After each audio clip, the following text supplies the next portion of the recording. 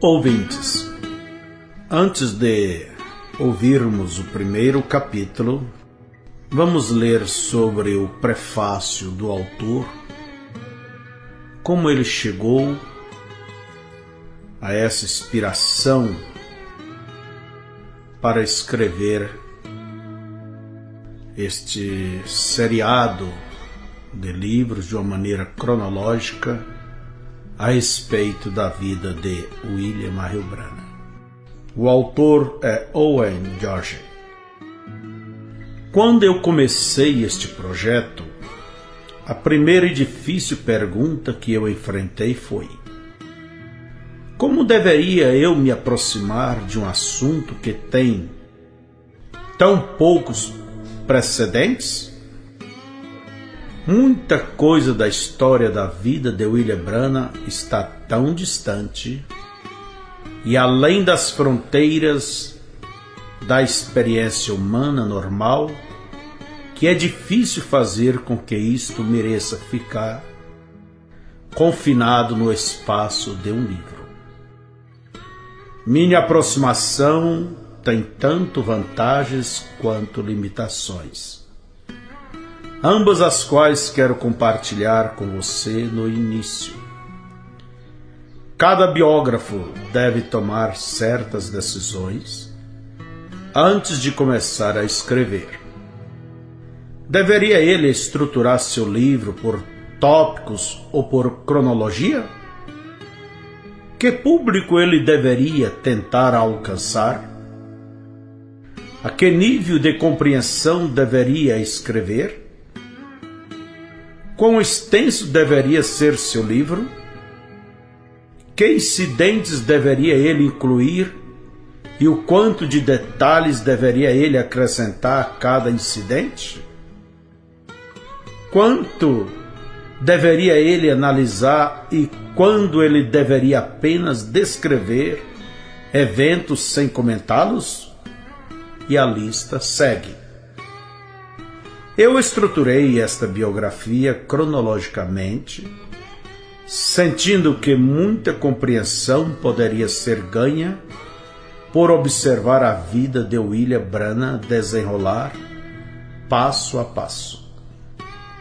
Muitos biógrafos permanecem sempre presentes em seus textos, analisando e explicando o significado futuro de cada evento que descrevem. Eu optei por não fazer isto, deixando o significado de cada evento permanecer um mistério, até aquele ponto na história quando então William Branagh, por si mesmo, aprendeu seu significado. Isto permite que o leitor siga sua vida como ele a viveu, para entender o desenvolvimento do seu caráter e apreciar seu esforço para compreender o significado de sua vida peculiar. Pelo fato de diversas curtas biografias já terem sido escritas sobre William Branagh, senti que esta biografia deveria ser mais extensa e mais detalhada. Eu não quis que isso fosse ponderoso. Então, concentrei o drama natural da história, enriquecido com surpresas sobrenaturais, tentando manter a análise nas mínimas coisas. O resultado é um texto altamente agradável de ler. Se você é um estudante do primário ou um professor universitário, creio que você encontrará a si mesmo buscando por mais a cada página. Porém, este esforço também tem uma falha, pois esta biografia flui rápido como um excitante seriado e alguns leitores podem ser tentados a desconsiderar isto como sendo ficção, o que seria um erro. Cada evento neste livro aconteceu. Muitas destas histórias são bem documentadas de múltiplas fontes.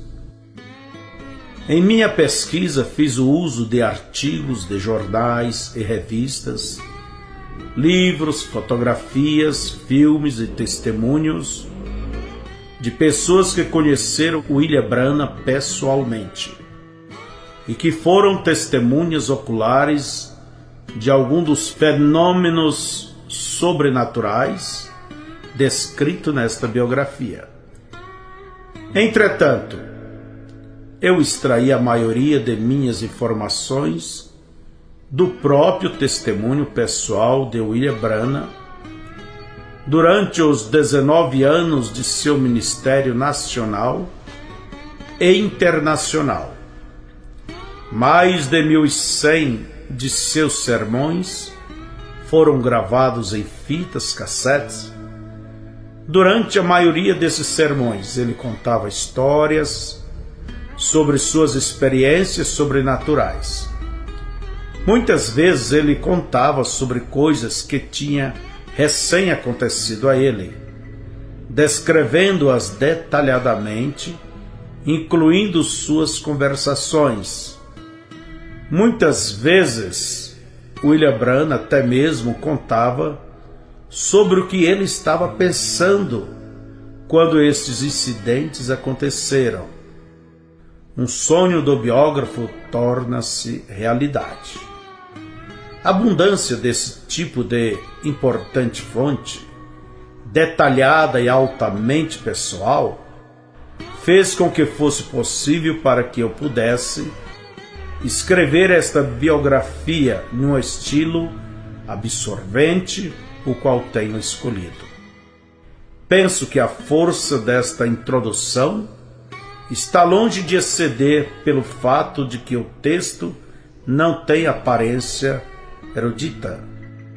Minha intenção é manter você lendo até que esteja melhor familiarizado com uma das figuras públicas mais importantes da nossa geração e um dos maiores homens de todos os tempos. Owen George, 1994.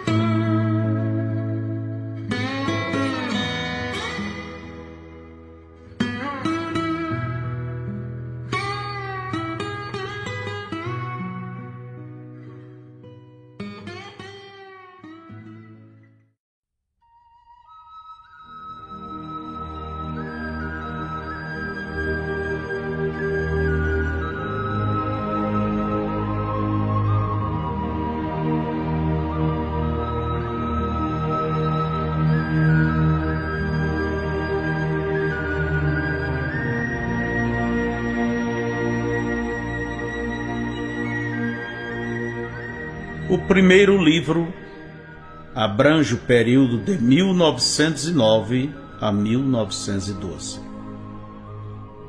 Capítulo 1. Misterioso sinal no nascimento. 15 anos não é muito jovem para ter um bebê. Falou Ella Branham consigo mesma, tentando dar ânimo a si própria. Ora, afinal estou preparada. A dor apertou novamente, mais forte, mais dominante do que antes. Ella Branham sentiu seu pânico aumentar, espalhando o desconforto. Ela segurou seu avolumado estômago e, gemendo, disse: "Ainda não, por favor, ainda não. Não, até que Charles venha para casa." Gotas de suor brotaram em sua fronte. Ella Branham caminhou com dificuldade através do piso de chão até a única janela da cabana e então sentou-se à porta feita de madeira rústica. A janela não tinha vidros, somente uma veneziana de madeira que ela, Brana, deixava aberta durante o dia e fechava à noite. Agora a janela estava aberta. Charles, ela gritou. Sua voz parecia evaporar-se pelas matas de Kentucky. Com sua vasta expansão de montanhas e pequenos vales que se estendiam dela a várias direções. Sabendo que seu vizinho mais próximo morava a muitas milhas distante, fazia com que ela, Brana, se sentisse desesperadamente sozinha. A dor apertava ao redor do seu estômago, levando-a ao pânico. Charles! Ela gritou novamente. Charles, onde está você? Então, com sua voz fraca, soluçou. Por favor, venha para casa. Preciso de você.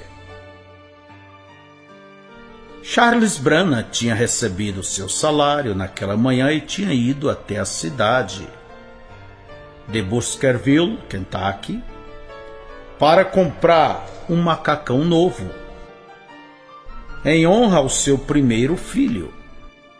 Ele havia dito. Mas o que estava segurando-o por tanto tempo? Teria ele passado na taberna? Se ele assim fizera, não teria sido a primeira vez em seu primeiro ano de casados. Certamente que Charles não faria uma coisa dessas hoje. Ele sabia que seu bebê estava para nascer a qualquer momento. A contração diminuiu, deixando-a exausta. Ela inclinou-se à entrada da porta, observando o sol se pôr detrás dos bordos dos carvalhos que tinham recém começado a crescer. Era abril do ano de 1909. Ela, Brana, tremia enquanto fechava a veneziana. Agora, a única luz que havia dentro da cabana vinha do pôr do sol, penetrando pelas frestas das paredes de madeira rústica. Raios de luz se moveram lentamente sobre a mesa, feita em casa, construída de um toco de árvore serrado, com cavilhas para as pernas e um banco para assento. E a única outra peça de mobília, uma cama de tamanho aproximado de 3,5 metros de comprimento, feita de palha. Um lado preso na parede.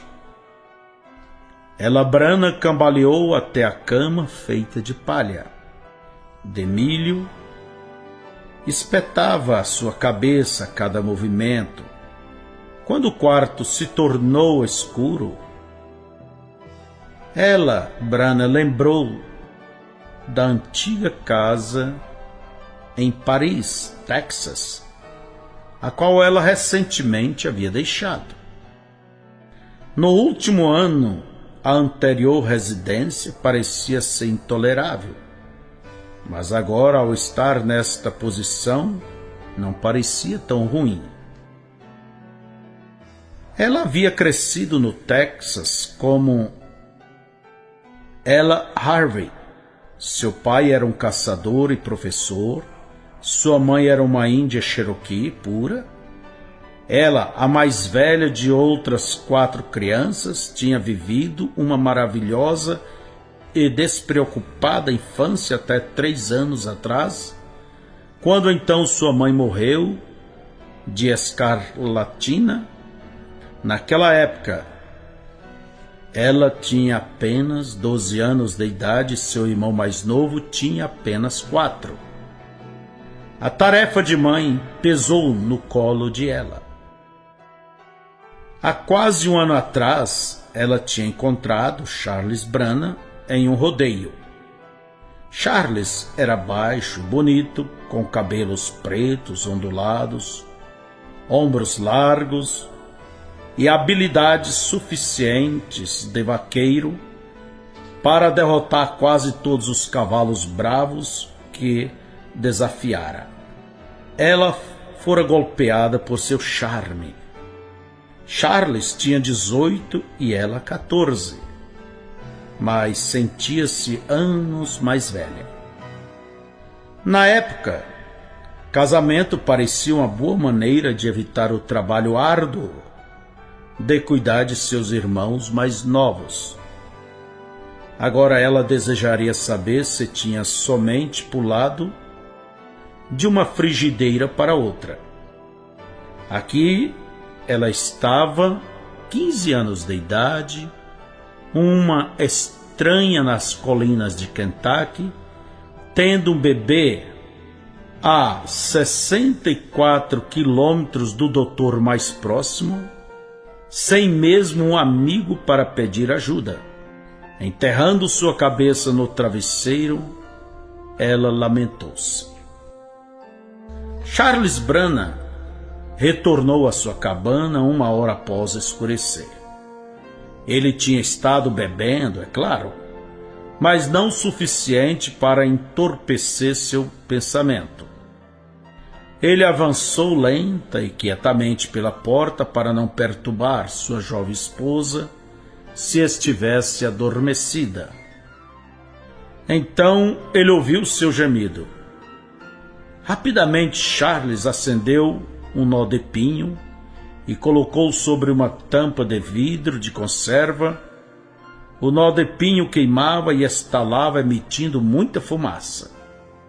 Como a cabana era ventilada naturalmente, a fumaça subiu passando pelas vigas através das frestas, saindo pela cobertura de madeira. Charles, ela sussurrou debilmente.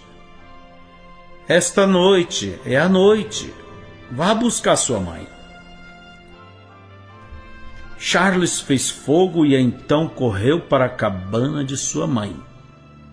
A noite estava fria e clara, e a luz das estrelas fez com que seu caminho fosse mais fácil. 1 hora mais tarde retornou com sua mãe e 2 vizinhas.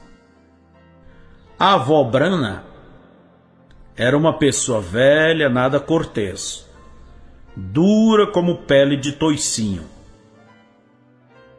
Mas vendo esta pequena garota de 15 anos de idade em trabalho de parto, abrandou-a como a graxa de raposa quente amacia a bota de couro. Não que a avó Brana alguma vez tivesse usado botas. Ela nunca teve um par de sapatos na vida. Agora ela se encarregou da situação. Como já havia tido 17 filhos sozinha, ela estava bem preparada para agir como parteira para sua nova nora. Ela insistiu que Charles esperasse pelo lado de fora. Ele não argumentou. Pegando uma manta, ele moveu-se lentamente até o alpendre e fez sua cama de pedaços de madeira e cascos de árvore. Puxando um frasco de uísque de seu bolso, Charles tomou para acalmar seus nervos. Sem demora, adormeceu. Ao amanhecer, a agitação dentro da cabana tornou-se mais intensa. Charles despertou. O oeste do horizonte estava se tornando claro com a aproximação da alvorada, mas o sol não havia ainda saído. Ele amaldiçoou a si mesmo por ter cochilado. E então se preocupou porque seu bebê não havia nascido ainda. Havia algo errado? Talvez deveria entrar e verificar? Antes que pudesse se decidir, ele ouviu um choro estridente de um recém-nascido. A porta da cabana se abriu e uma de suas vizinhas o chamou. Charles Brana, é um garoto. Acanhado, Charles entrou e fechou a porta. O quarto cheirava a fumaça de uma vela de gordura que estava sobre a mesa. A avó Brana lavou a criança e, pesando-a, tinha 5 libras, que é aproximadamente 2,3 kg. Então, suavemente, deitou nos braços de sua mãe. Charles estava em pé próximo da cama, com as mãos nas alças do seu novo macacão, nervosamente observando os movimentos e resmungos da pequena criatura que era seu filho. Ela Brana disse: Charles, ele herdou seus olhos azuis. Charles estudou os pequenos olhos, mas na pouca claridade ele não podia dizer sua cor. Bem, chamaremos seu primeiro nome William, ele disse. E seu nome do meio será Marion. Ela Brana pronunciou o nome William Marion Brana. Parece distinto o suficiente. E ele pode ser chamado de Billy. Charles, eu penso que Billy terá seu cabelo ondulado também. Abra a veneziana e então poderei ver melhor. Pouco depois das 5 da manhã, terça-feira de manhã, 6 de abril de 1909, raios de luz penetraram através das aberturas, embora o sol ainda não tivesse levantado no horizonte. Charles abriu a veneziana e afastou-se assustado. Algo tinha se arremessado através da janela aberta.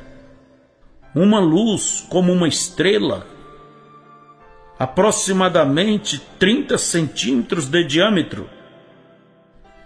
Ela Brana gritou, pegou seu filho e o apertou fortemente contra seu peito. Os outros, sem entender, deram alguns passos para trás, contra a parede. A estranha luz circulou o quarto várias vezes e então parou sobre a cama, pairando sobre a nova mãe e filho, com forte brilho amarelo esverdeado pulsando com vida própria. Por menos de 1 minuto permaneceu nessa posição.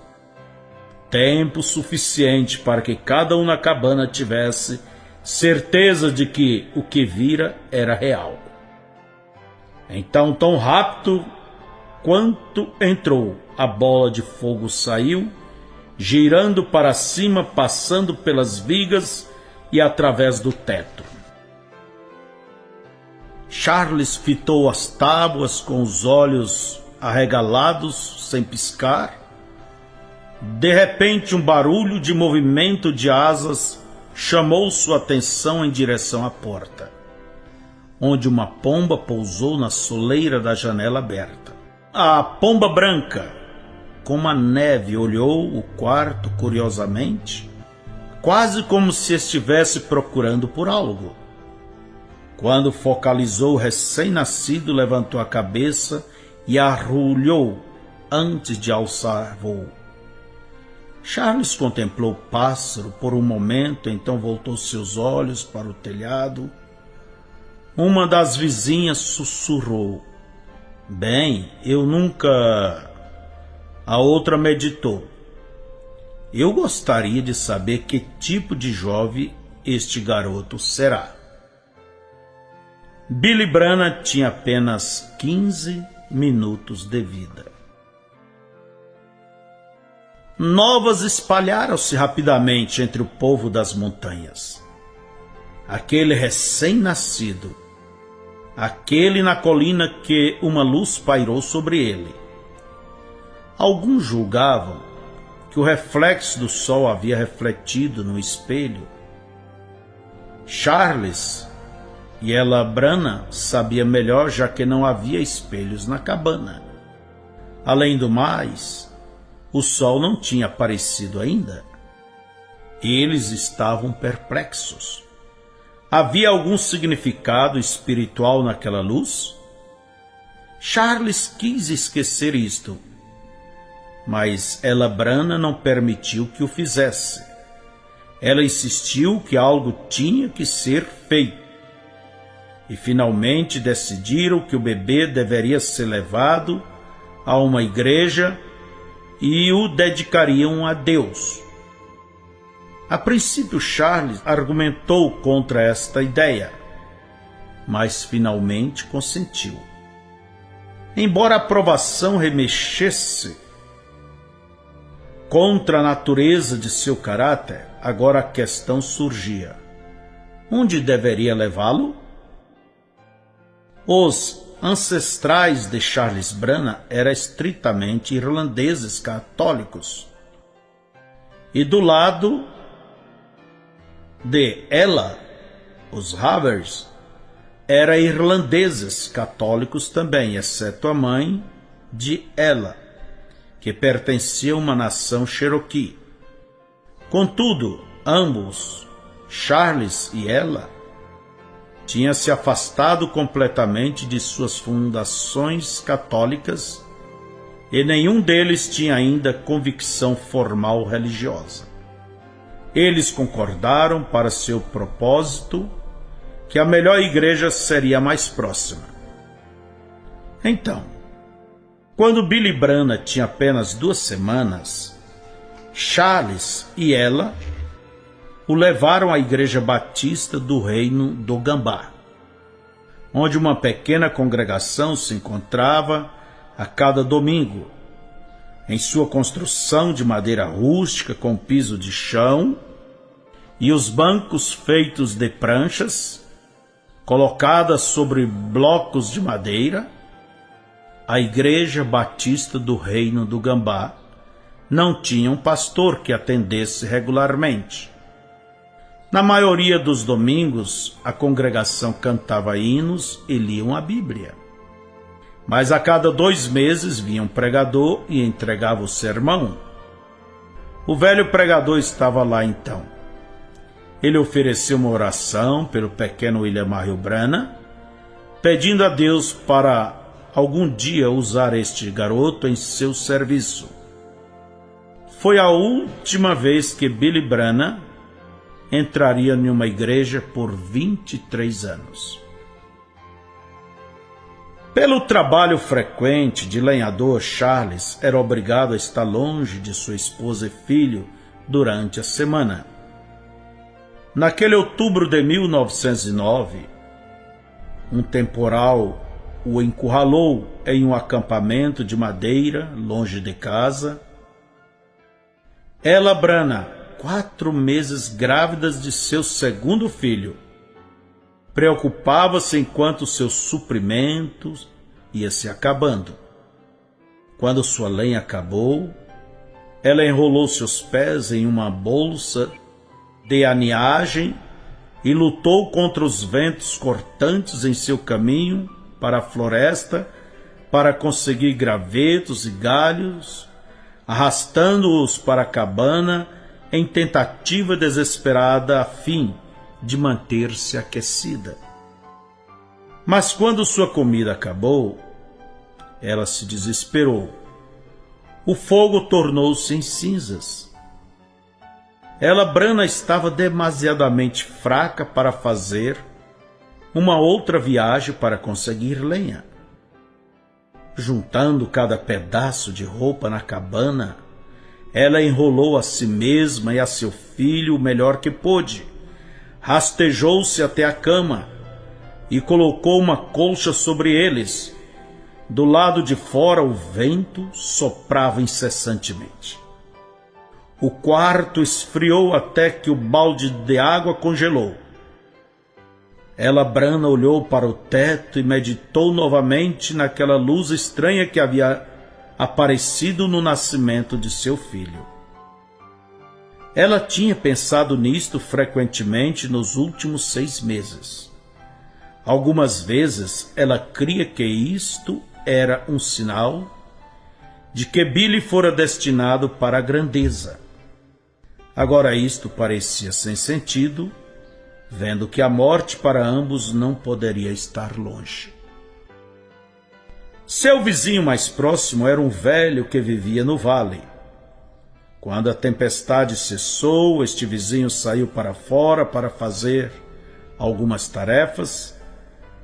Ele podia ver a cumeeira da cabana Brana e ele percebeu que não havia fumaça saindo do chaminé. A princípio, ele não deu muita atenção, mas depois de vários dias, ele se preocupou. Ele havia visto fumaça saindo da cabana antes da tempestade, e que ninguém poderia ter saído da cabana durante a tempestade. Pensando que poderia haver algo errado, ele decidiu investigar. Assim que ele se aproximou da cabana, viu que não havia pegadas na neve recém-caída, e isto confirmou seu temor que ninguém havia deixado a cabana depois que a tempestade cessou. Ele bateu, mas não teve resposta. Quando ele tentou abrir a porta, percebeu que estava trancada por dentro. Agora ele sabia que alguém estava ali, alguém que poderia estar em sérios problemas, ou eles o teria respondido. Com muito esforço, conseguiu forçar a abertura da porta. O que ele encontrou no interior o fez estremecer. Ela Brana e seu bebê estavam amontoados na cama, quase mortos de frio e fome. Apressadamente o vizinho agarrou o machado de ela e foi até a floresta, voltando com o suficiente de lenha para aquecer a cabana. Sem encontrar comida, foi até sua casa e retornou com o máximo de mantimentos que podia carregar. Chamaram o doutor, estava fora de questão. Assim o homem velho cuidou da jovem mãe e filho, até que Charles, cortando os ventos, chegou à sua cabana. Sua esposa e filho estava começando a recuperar suas forças. No restante daquele inverno, Charles permaneceu próximo de casa, caçando e pegando animais em armadilhas para manter a despensa cheia. Na primavera, ele voltou a derrubar árvores. O gelo havia derretido e ele puxava as toras com boi e uma a uma as arrastava ao rio Cumberland, onde outros lenhadores os amarravam juntas em uma balsa, deslocando-as ao rio Ohio e então ao Mississippi. Em março de 1910, Charles e ela Brana tiveram seu segundo filho, Edward. Poucos meses depois, ela Brana, agora com 16 anos, sentiu um outro bebê crescendo em seu ventre. Ela deu à luz ao seu terceiro filho no início de 1911. Era um outro menino, ela o chamou Henry. Como lenhador, Charles trabalhou na primavera, verão e na entrada do outono de 1911.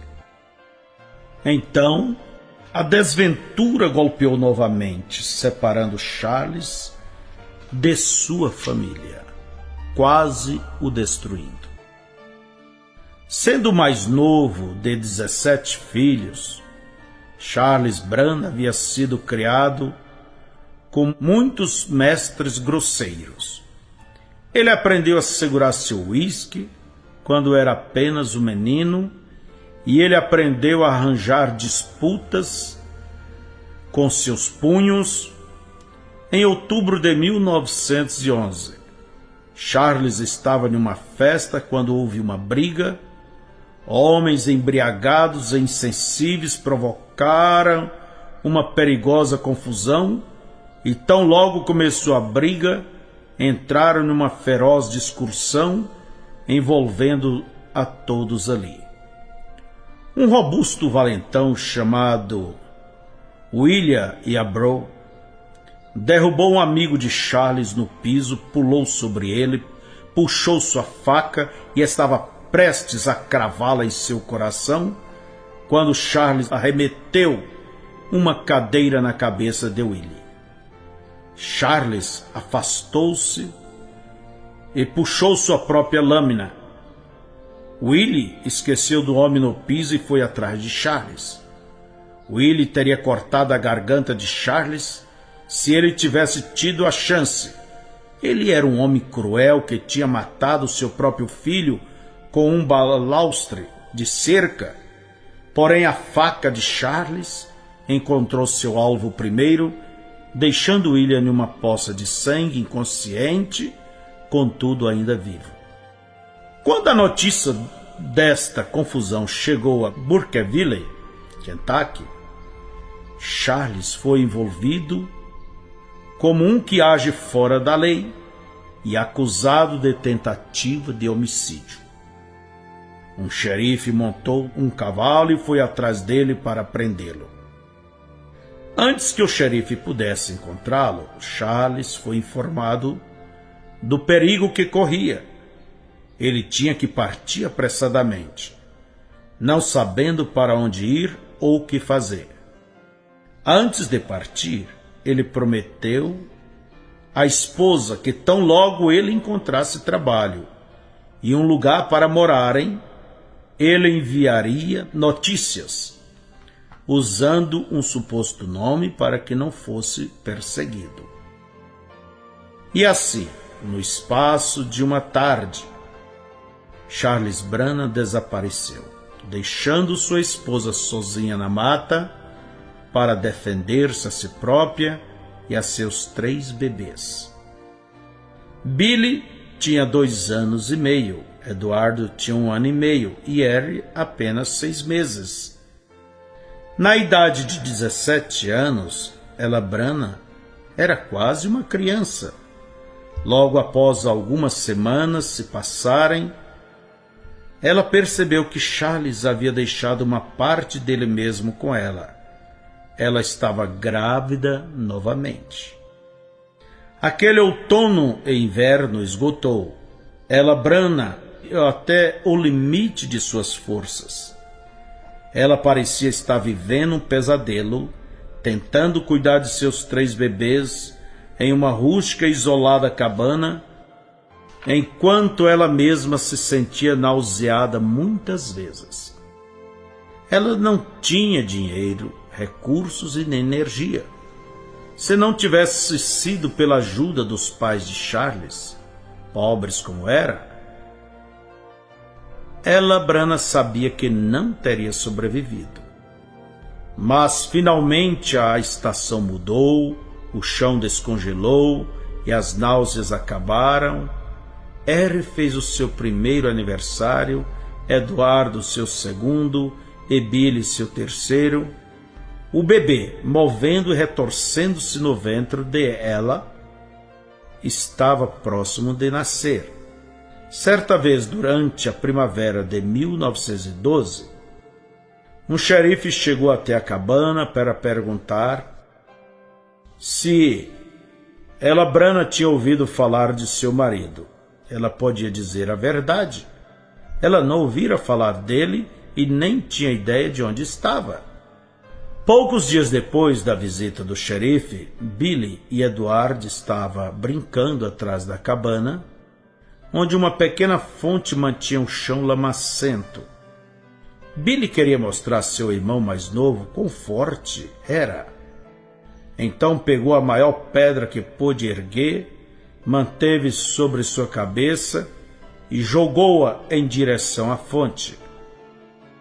A pedra caiu próxima à margem, espirrando lama sobre Edward, o qual prontamente, chorando, voltou para a cabana. Um pássaro de peito ruivo gorjeou prazerosamente. Billy procurou pelos galhos até ver um pássaro em uma árvore próxima. Ele deu um passo à frente e o pássaro voou. Naquele momento, algo surpreendente aconteceu e poderia ficar gravado na memória em sua tenra mente e se tornasse o primeiro significado da infância.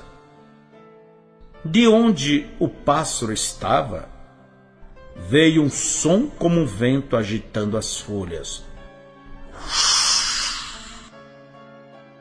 Então uma voz estrondou da árvore, uma voz humana muito clara, a qual disse: "Você vai morar próximo de uma cidade chamada New Albany."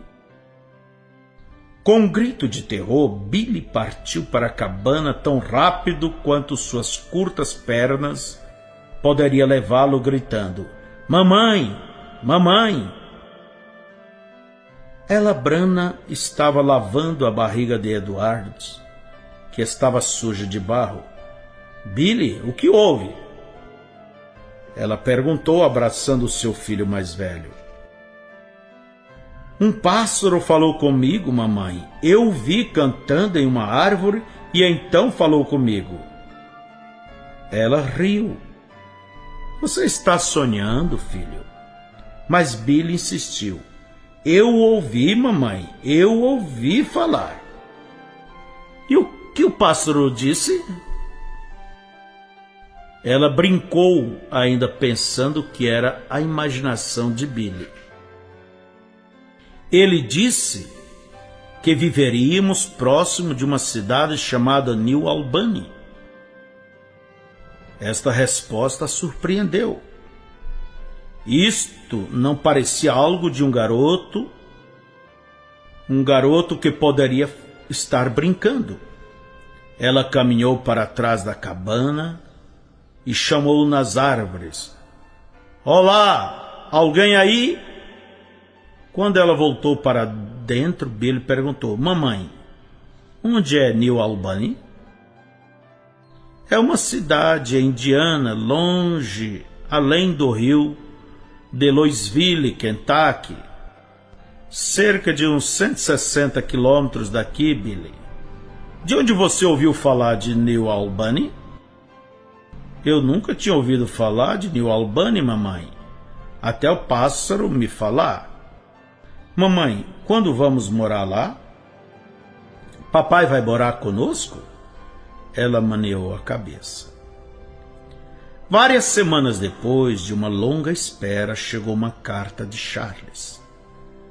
Ela sentou-se à mesa de madeira, fitando o envelope, que segurava entre seus trêmulos dedos. Billy andou na ponta dos pés, espiando por sobre a mesa. "Abra isto, mamãe." Ela deu uma risadinha. "É claro. Esperamos um longo tempo por isso. Por que esperar mais?" Cuidadosamente ela tirou a cola de um dos lados, tirou a carta do envelope, abriu e começou a ler. Já que seu pai fora um professor, ela tinha recebido um ensino adequado. Mas Charles quase não tinha instrução e não podia nem ler ou escrever, nem mesmo seu próprio nome. Um de seus irmãos, que morava em Louisville, tinha escrito esta carta para ele. "O que diz, mamãe?" Billy perguntou. Ela disse como estava escrito. "Diz que seu pai está em Indiana. Ele encontrou trabalho fixo em um lugar para vivermos e quer que nós vamos para lá. É uma pequena cidade chamada Utica, cerca de 10 milhas, 16 quilômetros, a nordeste de..." Ela parou repentinamente, olhou com espanto para o seu filho, com 3 anos de idade. Como poderia ser isto? "Onde, mamãe? Onde é Utica?" Billy persistiu. Ela disse lentamente: Billy, nós vamos morar a 10 milhas a nordeste de New Albany, Indiana.